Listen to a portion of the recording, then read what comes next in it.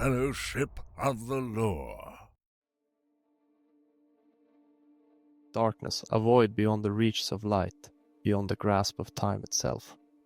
Before Sauron, before the Balrogs, before even the first wars of the world, there was Ungoliant, a being of shadow and hunger, a force of destruction and terror, unlike anything else in the history of Middle-earth. Who was Ungoliant? Where did she come from? And how did she become Morgoth's greatest and most terrifying servant? To understand Ungoliant, we must go back to the very beginning of Arda, to an era before the sun and moon, before even the shaping of the world. In the depths of time, before the rise of the great kingdoms, before Sauron whispered his lies and forged the One Ring, there existed a force of chaos, an entity whose hunger knew no bounds. She was not a mere beast, not a servant of darkness as the Balrogs or dragons were. Ungoliant was something different, something worse. Tolkien never gives us a clear answer to Ungoliant's origins, and that in itself makes her all the more terrifying. Some believe she was a spirit of darkness, one of the many primeval creatures that emerged in the earliest days of the world. Others speculate that she was a Maya, a lesser Ainur like Sauron, who rebelled against the cosmic order and fell into darkness. But there is one clue, one line in the Silmarillion that gives us a chilling hint about her origins. The Eldar knew not whence she came, but some have said that in ages long before she descended from the darkness that lies about Arda, when Melkor first looked down in envy upon the kingdom of Manwë. This suggests that Ungoliant may have existed outside the world itself, in the void beyond time and space. Unlike Sauron, who was shaped by Morgoth's will, or the Balrogs, who were once noble spirits twisted into demons, Ungoliant seemed to belong to something far more ancient and sinister. She was a being of pure hunger, a force that sought only to consume and destroy. Even Morgoth, the Dark Lord himself, did not create her, he merely found her. If Ungoliant was terrifying in origin, she was even more monstrous in form. She took the shape of a vast and hideous spider, but she was more than just a monstrous beast. She was darkness incarnate. Her greatest power was her ability to consume light itself. Unlike the creatures of Morgoth, who thrived in darkness but still needed the world to exist, Ungoliant sought to devour all things. She did not simply destroy, she unmade. She wove webs of pure shadow, thick and impenetrable, suffocating even the light of the stars. She could drink the very essence of radiance and leave behind nothing but an all-consuming void. Her hunger was endless, and no matter how much she devoured, she was never satisfied. Even Morgoth, the most powerful being in Arda, feared her hunger, and yet, in a moment of desperation, he allied himself with Ungoliant. At the height of the First Age, Morgoth sought to strike against the Valar, the gods of Middle-earth, in their own land of Valinor, but even with all his power, he could not do it alone. The Two Trees of Valinor, Telperion and Laurelin, illuminated the world with a light untouched by darkness. Morgoth needed someone who could obliterate that light, and so he sought out Ungoliant. In the distant, forgotten lands of Avethar, far to the south of Valinor, he found her, hiding in the dark places of the world, spinning her webs of blackness. There he made a bargain.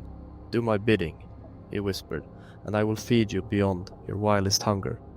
It was an unholy alliance, a pact of darkness that would shake the very foundation of the world. Together, Morgoth and Ungoliant crept into Valinor. Under the cover of her impenetrable webs, they struck. Ungoliant drank the light of the two trees, sucking them dry until nothing remained but twisted, withered husks. She did not merely destroy them, she devoured their very essence, ensuring that no power in the world could bring them back. In that moment, all of Valinor was plunged into darkness, but she was not satisfied. Her hunger grew even greater, and as Morgoth ransacked the stronghold of Formenos, slaying Finwë, the High King of the Noldor, and stealing the Silmarils, Ungoliant turned upon him. She demanded the jewels for herself, for within them burned the last remnants of the light she had consumed. For the first time, Morgoth, the greatest of the Ainur, the master of Sauron, the tyrant of Middle-earth, felt fear. The Dark Lord refused to give her the Silmarils, clutching them to his chest.